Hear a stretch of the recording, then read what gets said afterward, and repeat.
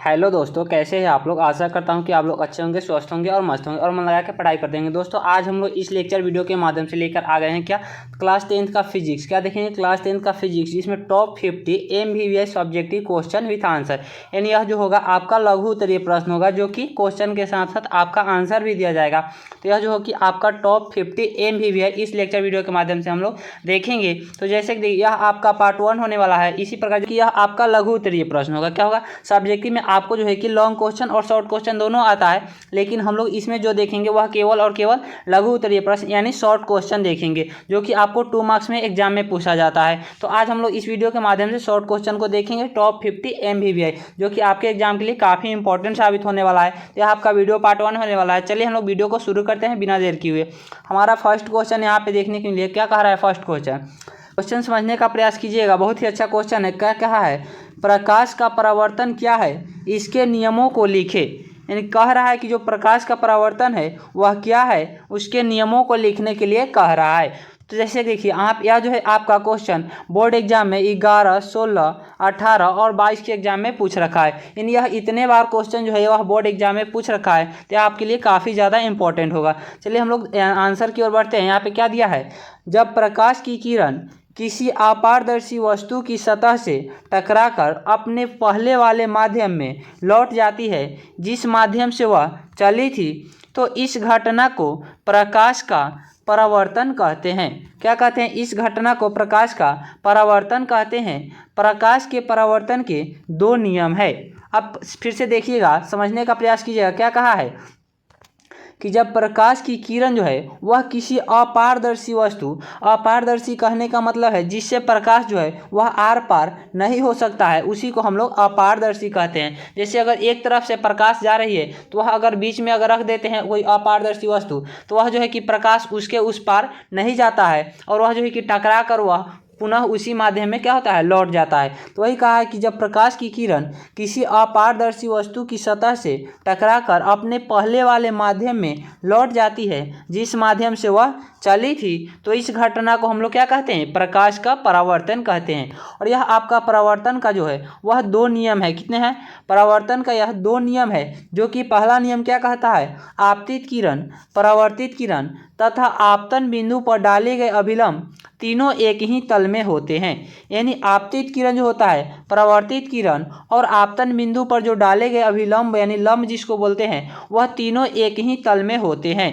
जैसे कि देखिए, अगर हम इसको समतल दर्पण एक लेते हैं, तो समतल दर्पण का जो है वह पूर्ण क्या होता है, वह जो है कि परावर्तक सतह उसका बराबर होता है। इसका एक भाग अगर नीचे से यह रजतित होता है, जैसे कि रंगा हुआ होता है, जिससे प्रकाश क्या होगा, आर पार नहीं होगा। अगर यहाँ पे हमारा एक बिंदु, जैसे यहाँ से आपतित किरण चलकर यहाँ पे आ रही है, तो यह हमारा क्या हो जाएगा, आपतन बिंदु, और यह हमारा आपतित किरण है, और इसी से टकरा कर वह लौट रही है, तो यह लौटने वाली जो किरण होती है यह हमारा परावर्तित किरण होती है। और इसी के बीच में जो अभिलंब है वह क्या होता है, आपतन बिंदु पर जब हम डालते हैं कोई लंब, वही हमारा क्या कहलाता है, अभिलंब। तो यही हमारा अभिलंब है, और यह अभिलंब जो है वह दर्पण की सतह के साथ 90 डिग्री का कोण बनाता है। तो अब देखिए, यहाँ पे ये आपतित किरण और अभिलंब के बीच जो कोण बन रहा है, इसको हम लोग आपतन कोण बोलते हैं। और ये परावर्तित किरण और ये अभिलंब के बीच जो कोण बनता है उसे परावर्तन कोण कहा जाता है, और इसे आर से सूचित करते हैं। और आपतित किरण, आपतित कोण को क्या कहते हैं, आपतन कोण को जो है उसको आई से सूचित करते हैं। ठीक ना। तो आज आशा करता हूँ कि यह जो है आपको पॉइंट समझ में आया होगा। नेक्स्ट आपका क्या कहता है, यही है कि आपतन कोण और परावर्तन कोण जो है वह क्या होता है, बराबर होता है। यानी आपने अभी देखा कि आपतन कोण जो है वह क्या है, परावर्तन कोण के बराबर होता है। जितना आई होता है उतना ही हमारा आर होता है। तो वही आपका प्रकाश के परावर्तन के 2 नियम कहता है, जो कि आपको इस प्रकार से है। अगर आप इतना आसान भाषा में या आपको बहुत ही सरल लैंग्वेज में, अपने लैंग्वेज में दिया जाता है बुक से अलग, तो आप इसको याद कीजिएगा जरूर, आपके एग्जाम के लिए काफ़ी इंपॉर्टेंट होगा। चलिए नेक्स्ट क्वेश्चन की ओर बढ़ते हैं हम लोग। यहाँ पे हमारा 2 नंबर क्वेश्चन क्या कह रहा है, प्रतिरोध क्या है, इसका SI मात्रक एवं सूत्र लिखे। यानी पूछ रहा है कि प्रतिरोध जो है वह क्या है, उसको परिभाषा देना है, और उसके बाद उसका SI मात्रक और सूत्र भी लिखना है। यह आपके बोर्ड एग्जाम में 16 और 22 के एग्जाम में पूछ रखा है। तो जो भी आपको क्वेश्चन दिया जाएगा वह आपको सिलेक्टेड क्वेश्चन दिया जाएगा, जो कि आपके एग्जाम के लिए काफ़ी इंपॉर्टेंट क्वेश्चन होगा। तो आप इसको जरूर याद कीजिएगा, और अगर वीडियो पसंद आए तो वीडियो को लाइक कर दीजिएगा। चैनल पर पहली बार है तो चैनल को सब्सक्राइब करके साथ ही बेल आइकन प्रेस कर लीजिएगा, ताकि नेक्स्ट वीडियो जो है उसका नोटिफिकेशन आप तक पहुँच सके। और वीडियो अगर अच्छा लगेगा तो अपने दोस्तों में भी शेयर कर दीजिएगा ताकि उन लोगों का भी कुछ हेल्प हो सके। तो जैसे देखिए यहाँ पे हमारा 2 नंबर का आंसर क्या कहा है, प्रतिरोध किसी चालक पदार्थ का वह गुण है। क्या कहा है, प्रतिरोध जो है वह किसी चालक पदार्थ जिससे जो है कि अगर विद्युत धारा जो अगर प्रवाहित किया जाए तो वह क्या होता है, उसका चालन करता है, उसी को चालक कहते हैं। तो प्रतिरोध जो है वह किसी चालक पदार्थ का वह गुण है जो उस पदार्थ से होकर प्रवाहित होने वाली विद्युत धारा का विरोध करता है या विरोध करती है। अब देखिए यहाँ पे समझिएगा क्या कहे हैं आपको कि चालक जो होता है उससे जो है कि विद्युत धारा क्या होता है, प्रवाहित होता है। तो यहाँ पे जो कह रहा है कि प्रतिरोध जो है वह क्या है, चालक पदार्थ का वह गुण है जो उस पदार्थ से जब प्रवाहित होती है कोई विद्युत धारा उसका वह क्या करता है, विरोध करता है, यानी वह प्रवाहित होने से मना करता है, उसका वह विपरीत जाता है, विरोध करता है। प्रतिरोध को प्रायः आर द्वारा सूचित किया जाता है, यानी प्रतिरोध जो है उसको हम लोग आर से यानी कैपिटल आर से सूचित करते हैं। उसके बाद आपके क्या कहा है कि आर से सूचित करते हैं। प्रतिरोध का जो एस आई मात्रक है वह ओम होता है। प्रतिरोध का एस आई मात्रक क्या होता है, तो ओम होता है, जिसे हम लोग ओमेगा से सूचित करते हैं। किससे सूचित करते हैं, ओमेगा से। यह जो है आपका प्रतिरोध का एस आई मात्रक जो होता है वह ओम होता है, इसी का यह संकेत होता है। अगर आपको प्रतिरोध का जो है कि एस आई मात्रक का संकेत देगा तो यही देगा जिसको हम लोग ओमेगा बोलते हैं, जो कि आपको यहाँ पे ब्रैकेट में लिख कर बताया गया है। प्रतिरोध का जो सूत्र है वह आपका R is equal to V upon I होता है। क्या होता है, R is equal to V upon I, जिसको हम लोग V बट्टा आई भी बोलते हैं। या फिर इसको आप जैसे यह ओम के नियम से प्राप्त होता है। ओम का नियम क्या कहता है कि V is equal to I R. क्या होता है, V is equal to I R. तो इसी को V अपॉन इस आई को जो है यहाँ गुना में है तो इधर लाते हैं तो भाग में हो जाता है, यानी यह V बटा आई हो जाता है और यह R का R बच जाता है। तो यही आपका जो है कि प्रतिरोध का सूत्र दिया गया है यहाँ पे, R इजकल टू कितना दिया है, V अपॉन आई। तो प्रतिरोध का यह सूत्र है और यह आपको ब्रैकेट में इस प्रकार से लिख के बताया है। जैसे इसको अगर V अपॉन आई रहेगा, जैसे देखिए R is equal to V upon I, इसको फिर अगर तिरछा गुना करेंगे तो R अपॉन 1 में V से गुना करेंगे V और I में R से तो आई आर, वही आपको मिल जाएगा जो कि यहाँ पे आपको बताया गया है। जहाँ R इजकल टू क्या होता है, प्रतिरोध, यानी R जो होता है वह आपका प्रतिरोध होता है और V जो होता है वह विभवांतर होता है, I जो होता है वह विद्युत धारा होता है। यानी यह संकेत जो है वह I विद्युत धारा के लिए है, R जो है वह प्रतिरोध के लिए और V विभवांतर के लिए है। तो यही आपका क्वेश्चन का आंसर था। बहुत ही अच्छा लगा होगा, आशा करता हूँ। चलिए नेक्स्ट क्वेश्चन की ओर हम लोग बढ़ते हैं। यहाँ पे हमारा 3 नंबर क्वेश्चन क्या कह रहा है, उत्तम ईंधन की 2 विशेषताएं क्या है। यानी उत्तम ईंधन या उसको हम आदर्श ईंधन भी या अच्छा ईंधन कह सकते हैं। तो उत्तम ईंधन की 2 विशेषताएं क्या है, यही आपसे क्वेश्चन कहा है, जो कि आपके बोर्ड एग्जाम में 14, 18 और 22 के बोर्ड एग्जाम में पूछ रखा है। तो यह आपके लिए भी काफ़ी इंपॉर्टेंट क्वेश्चन है। चलिए आंसर की ओर बढ़ते हैं। क्या कहा है, उत्तम ईंधन या आदर्श ईंधन की 2 विशेषताएं निम्नलिखित है। यानी उत्तम ईंधन या आदर्श ईंधन कहे या अच्छा ईंधन कहे। क्वेश्चन आपको किसी प्रकार से पूछ सकता है कि अच्छा ईंधन किसे कहते हैं या आदर्श ईंधन की 2 विशेषताएं बताए या उत्तम ईंधन की 2 विशेषताएं बताए। आपको क्वेश्चन वही कह रहा है, ठीक। तो यहाँ पे हम आंसर देखेंगे। क्या कहा, उत्तम ईंधन या आदर्श ईंधन की 2 विशेषताएं जो है वह निम्नलिखित है, यानी इस प्रकार से जो नीचे दिया गया है। जैसे 1 नंबर में है, जिसका भंडारण एवं परिवहन आसान हो। क्या कह रहा है कि जिसका भंडारण एवं परिवहन जो है वह क्या होना चाहिए, आसान होना चाहिए। यह जो आपका तथा है यह मिस्टेक से टाइपिंग हो गया है।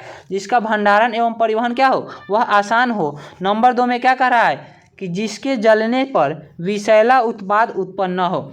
यानी जिसको अगर हम जलाए, क्या होता है, जिसको अगर जलाया जाए तो वह क्या होगा, विषैला उत्पाद उत्पन्न न हो। जैसे अगर किसी ईंधन को जलाते हैं तो उसमें क्या होता है, धुआं निकलता है। जैसे क्या धुआं निकलता है तो वह क्या है, हमारा एक प्रकार का विषैला उत्पाद उत्पन्न होता है। तो वही कह रहा है कि अच्छा ईंधन हम उसी को कह सकते हैं जिसको क्या होगा, अगर जलाते हैं तो उससे विषैला उत्पाद उत्पन्न नहीं होना चाहिए। नेक्स्ट आपका पॉइंट कह रहा है, आपको 2 ही पॉइंट पूछा है लेकिन मैं आपको इसमें 4 पॉइंट बता रहा हूँ, क्योंकि आपको 4 पॉइंट अगर याद रहेगा तो हो सकता है उसमें से 1-2 भूल भी जाते हैं तो भी आप एग्जाम में 2 पॉइंट आराम से लिख देंगे।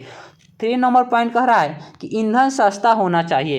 क्या होना चाहिए, ईंधन जो है वह सस्ता होना चाहिए और वह ईंधन सुगमतापूर्वक उपलब्ध होना चाहिए। यानी 4था नंबर पॉइंट है, कह रहा है कि ईंधन सुगमतापूर्वक उपलब्ध होना चाहिए। सुगमता मतलब होता है कि वह आसानी से सरल विधि द्वारा वह हमको क्या होना चाहिए, प्राप्त हो जाए। तो वही हम कहते हैं कि वह ईंधन जो है वह सुगमतापूर्वक उपलब्ध होनी चाहिए। तो यही आपका 4 पॉइंट था। चलिए नेक्स्ट क्वेश्चन की ओर बढ़ते हैं। यहाँ पे हमारा 4 नंबर क्वेश्चन क्या कह रहा है, पानी में रखा सिक्का उठा हुआ दिखता है क्यों। यह बहुत ही प्यारा और बहुत ही अच्छा सा क्वेश्चन है, आपके एग्जाम के लिए भी यह काफ़ी इंपॉर्टेंट क्वेश्चन है। यह आपके बोर्ड एग्जाम में 21 के फर्स्ट वाले में पूछ रखा है। अगर आप इस क्वेश्चन को समझ जाते हैं तो इससे जो है कि हर साल 1 या 2 क्वेश्चन इससे रिलेटेड आपसे पूछेगा, और वह कैसे पूछेगा मैं आपको बताऊँगा ज़रूर। जैसे देखिए यहाँ पर क्या पूछा है, पानी में रखा सिक्का उठा हुआ दिखता है क्यों। पहले आप आंसर देख लीजिए फिर आपको बताते हैं। क्या कहा है, पानी में रखा सिक्का ऊपर उठा हुआ दिखता है, ऐसा इसलिए होता है कि जब प्रकाश की किरण पानी से वायु में प्रवेश करती है। क्या कहा है, फिर से समझिएगा कि पानी में रखा हुआ सिक्का जो है वह ऊपर उठा हुआ दिखता है, और ऐसा इसलिए होता है कि जब प्रकाश की किरण पानी से वायु में प्रवेश करती है तब वह अभिलंब से दूर चली जाती है। यानी जैसे ही वह प्रकाश की किरण जो है वह क्या होता है, सिक्के से टकरा करके और वह पानी से वायु में पुनः क्या होती है, लौटती है, तो वह क्या होता है, अभिलंब से दूर चली जाती है। यानी अभिलंब से वह दूर हट जाती है। क्योंकि, और ऐसा क्यों होता है कि वह दूर हटती है, क्योंकि पानी का अपवर्तनांक जो है वह वायु की अपेक्षा अधिक होती है। यानी पानी का अपवर्तनांक जो होता है वह वायु की अपेक्षा अधिक होता है, और जिसका अपवर्तनांक अधिक होगा उसमें प्रकाश की चाल कम होती है। तो फिर आप देखिएगा यहाँ पे क्या कहा है कि वायु में जो है वह क्या होता है, पानी का अपवर्तनांक क्या है, वायु से अधिक है, क्योंकि पानी का अपवर्तनांक वायु की अपेक्षा अधिक होती है, और पानी में प्रकाश की चाल वायु की अपेक्षा कम होती है। अब देखिए वही आपको बताए हैं कि जिसका अपवर्तनांक अधिक होगा उसमें प्रकाश की चाल कम होती है, और जिसमें प्रकाश की चाल क्या होगा, अधिक होगा, उसका अपवर्तनांक कम होगा। यानी वायु का यहाँ पे अपवर्तनांक जो है वह कम है, तो इसका प्रकाश का चाल जो है इसमें वह अधिक होगा, और जल का जो है वह क्या है, अपवर्तनांक जो है वह अधिक है किसकी अपेक्षा, वायु की, तो इसमें प्रकाश की चाल कम होगा। अब जब है यहाँ देखिए, यहाँ पानी में जब प्रकाश की चाल कम है तो यह आपका सघन माध्यम हो गया। क्या हो गया, जिसमें प्रकाश की चाल कम होती है वह आपका सघन माध्यम होता है, और जिसमें प्रकाश की चाल अधिक होती है वह आपका विरल माध्यम होता है। और जब विरल माध्यम से कोई प्रकाश, जैसे कि कोई प्रकाश की किरण सघन माध्यम में यदि जाती है तो वह क्या है, अभिलंब से वह दूर हट जाती है। यही कारण है, यही जो कारण है क्या है, इसी कारण से जब सिक्के से जो प्रकाश निकलती है टकरा करके वह क्या होता है, अभिलंब के से दूर हट जाती है, और अभिलंब से क्या होता है, हमको जो है कि सिक्का उठा हुआ प्रतीत होता है। वही आपको यहाँ पे बताया गया है कि विरल माध्यम और पानी सघन माध्यम है। यानी वायु जो है वह आपका विरल माध्यम और पानी सघन माध्यम है। जब प्रकाश की किरण सघन माध्यम से विरल माध्यम में जाती है तो वह अविलंब से दूर चली जाती है। यही कारण है कि पानी में रखा हुआ सिक्का ऊपर उठा हुआ प्रतीत होता है। जैसे आपने भी यह प्रयोग करके देखा होगा, जैसे किसी अगर बाल्टी में या किसी में पानी ले लेते हैं, कोई जैसे ग्लास में ही, और उसमें क्या करते हैं, अगर हम सिक्का को डालते हैं, रख देते हैं, तो वह क्या होता है, लगता है जैसे वह सिक्का तो बैठा हुआ है, लेकिन लगता क्या है कि वह सिक्का जो है वह ऊपर उठा हुआ है। जैसे ग्लास की फेंदी से वह ऊपर उठा हुआ प्रतीत होता है, हमको दिखता है। तो वह क्यों होता है, यही प्रकाश की अपवर्तन की घटना के कारण, जो कि उसमें पानी में जो है वह प्रकाश की चाल क्या होती है, कम होती है, और वायु में प्रकाश की चाल अधिक होती है। और वायु जो है वह आपका विरल माध्यम है, पानी सघन माध्यम है। तो जब सघन माध्यम से विरल माध्यम में प्रवेश करता है तो वह अविलंब से दूर हट जाता है। कौन, प्रकाश की किरण। इसी कारण जो है कि वह क्या होता है, सिक्का आपका उठा हुआ प्रतीत होता है। अब देखिए आपको जो है कि इस पे 2-3 क्वेश्चन पूछता है। जैसे एक आपसे पूछ देगा, आपको जो है कि ऑब्जेक्टिव में भी इस टाइप पे क्वेश्चन पूछता है। जैसे कह देगा कि पानी में डूबी हुई पेंसिल छोटा या मुड़ा हुआ प्रतीत होता है, क्यों या कैसे। तो आपका सेम आंसर रहेगा इसी प्रकार से। सेम आंसर आप दीजिएगा, सिर्फ यहाँ पे क्या है, हमारा सिक्का था, वहाँ पे पेंसिल हो जाएगा, तो आंसर आपका सेम होगा। उसी प्रकार आपसे पूछ देगा, जैसे और कोई उदाहरण दे करके देता है। जैसे क्या कहेगा कि अगर किसी, जैसे कि आयताकार स्लैब में रखा हुआ, जैसे कि कोई अगर हम अक्षर को देखते हैं तो वह क्या होता है, हमको छोटा या उठा हुआ प्रतीत दिखता है, तो वह भी आपसे क्वेश्चन पूछ सकता है। तो आपके लिए यह काफ़ी इंपॉर्टेंट क्वेश्चन होगा, और यह अपने लैंग्वेज में बनाकर दिया गया है। चलिए नेक्स्ट क्वेश्चन की ओर बढ़ते हैं हम लोग। यहाँ पे हमारा 5 नंबर क्वेश्चन क्या कह रहा है, विद्युत धारा की प्रबलता की परिभाषा दे। यानी विद्युत धारा जो है उसकी प्रबलता की परिभाषा देना है आपको। यह आपके बोर्ड एग्जाम में 14 और 21 में पूछ रखा है, तो आपके लिए काफ़ी इंपॉर्टेंट क्वेश्चन है। देखिएगा आंसर क्या कह रहा है, बहुत ही मज़ेदार क्वेश्चन है। कह रहा है प्रति एकांक समय में किसी चालक के अनुप्रस्थ काट से होकर अनुप्रस्थ काट होता है जो वह वृत्तीय भाग होता है, यानी कह रहा है कि प्रति एकांक समय में किसी चालक के अनुप्रस्थ काट से होकर प्रवाहित होने वाली आवेश की प्रवाह के परिणाम को क्या कहते हैं, आवेश के प्रवाह के परिमाण को विद्युत धारा की प्रबलता कहते हैं। क्या कहते हैं, प्रति एकांक समय में, यानी प्रत्येक एकांक समय में, प्रति इकाई समय में जो अनुप्रस्थ काट से होकर किसी चालक के जो विद्युत धारा क्या होता है, प्रवाहित होता है, वही क्या है, आवेश के उस प्रवाह के परिमाण को हम लोग क्या कहते हैं, विद्युत धारा की प्रबलता कहते हैं। तो यही क्या है, 6 नंबर क्वेश्चन कह रहा है, बहुत ही अच्छा क्वेश्चन है। किसी अंतरिक्ष यात्री को आकाश नीले की अपेक्षा काला क्यों प्रतीत होता है। क्या क्वेश्चन कहा है कि किसी अंतरिक्ष यात्री को, यानी जो अंतरिक्ष यात्री है उनको आकाश जो है वह क्या है, आकाश का रंग नीला होता है, तो वह नीले की अपेक्षा उनको काला प्रतीत होता है, यानी काला दिखाई देता है, ऐसा क्यों।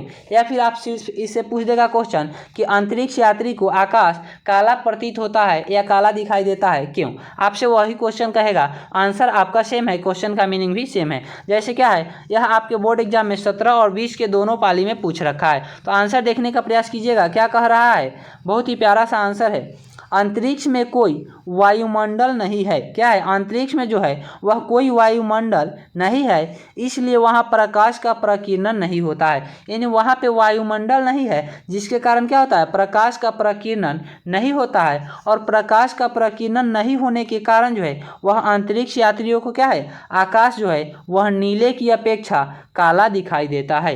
यानी वहाँ पे जो कह रहा है कि वायुमंडल नहीं है, जिसके कारण क्या होता है, प्रकीर्णन नहीं होता है, और प्रकीर्णन नहीं होने के कारण जो है वह क्या होता है, आकाश नीले की अपेक्षा उनको काला प्रतीत होता है या काला दिखाई देता है। तो आशा करता हूँ कि यह आंसर आपको बहुत ही अच्छा लगा होगा। चलिए नेक्स्ट क्वेश्चन की ओर बढ़ते हैं। यहाँ पे हमारा 7 नंबर क्वेश्चन क्या कह रहा है, नेत्र की असमंजन क्षमता से आप क्या समझते हैं। बहुत ही प्यारा सा क्वेश्चन है। क्या कहा है, नेत्र की असमंजन क्षमता से आप क्या समझते हैं।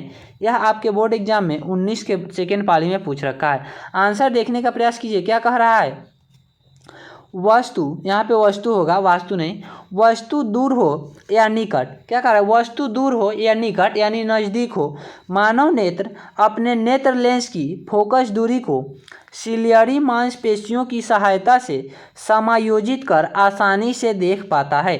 कह रहा है कि जो कोई वस्तु होगा वह चाहे दूर रखा हो या फिर निकट रखा हो, यदि मानव नेत्र जो है वह अपने नेत्र लेंस की फोकस दूरी को सिलियरी मांसपेशियों की सहायता से यदि उसको समायोजित कर यानी एडजस्टमेंट करके उसको आसानी से उसको क्या कहता है, देख पाता है उस वस्तु को, तो नेत्र लेंस की इस क्षमता को हम लोग नेत्र लेंस की असमंजन क्षमता कहते हैं। नेत्र लेंस की इस क्षमता को क्या कहते हैं, नेत्र लेंस की असमंजन क्षमता कहते हैं। जैसे यहाँ पे देखिएगा क्या कहा है, नेक्स्ट है आपका सामान्य आँख की या सामान्य नेत्र की असमंजन क्षमता जो है वह +4D पाई गई। डी का मतलब होता है डायोप्टर, यानी 4 डायोप्टर पाया जाता है। अगर पूछेगा आपसे ऑब्जेक्टिव में कि सामान्य आँख की असमंजन क्षमता कितनी होती है, तो यह आपका प्लस में होता है और 4D होता है, जो कि 4 डायोप्टर बोला जाता है। तो आपको 4D नहीं देकर सिर्फ दे देगा 4 डायोप्टर, तो जो भी प्लस में होगा आप वही टिक कीजिएगा। तो यह आपका आंसर था। नेक्स्ट क्वेश्चन की ओर हम लोग बढ़ते हैं। यहाँ पे 8 नंबर क्वेश्चन हमारा क्या कह रहा है, जीवाश्म ईंधन की क्या हानियाँ है। जीवाश्म ईंधन की क्या हानियाँ है, आपसे क्वेश्चन कहा है। यह आपके बोर्ड एग्जाम में 18 के फर्स्ट वाली में पूछ रखा है। बहुत ही अच्छा क्वेश्चन है, आपके लिए काफ़ी इंपॉर्टेंट है। जैसे देखिएगा आंसर ही बहुत मस्त है।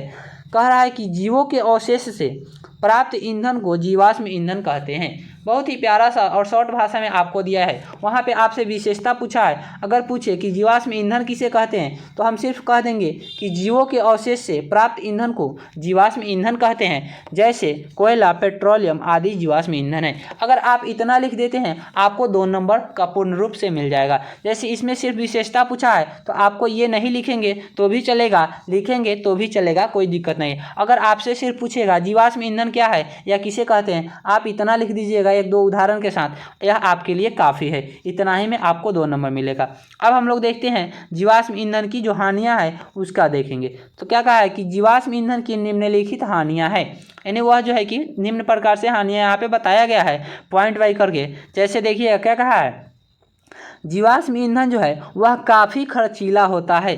क्या है, जीवाश्म ईंधन काफ़ी खर्चीला होता है। आपका नेक्स्ट पॉइंट है जीवाश्म ईंधन काफ़ी मात्रा में प्रदूषण मुक्त करता है। यानी वह जो है कि जीवाश्म ईंधन जो होता है, जैसे कोयला था, पेट्रोलियम था, यही हमारा था ना। तो जैसे देखिए, अगर कोयला को हम लोग जलाते हैं, वह ईंधन है तो जलाएंगे, अगर उसको जलाते हैं तो उससे क्या होता है, धुआं होता है, जिससे प्रदूषण क्या होता है, गंदगी, उससे प्रदूषण मुक्त होता है, गंदगी फैलती है। तो वही हमारा क्या कर रहा है कि जीवाश्म ईंधन से जो है वह काफ़ी मात्रा में प्रदूषण मुक्त होता है। जैसे आपने देखा भी होगा, जैसे पेट्रोल पे भी क्या होता है, अगर जैसे बाइक वगैरह अगर चल रहा है गाड़ी, तो उससे भी जो धुआं निकलता है वह क्या होता है, प्रदूषण को गंदा करता है।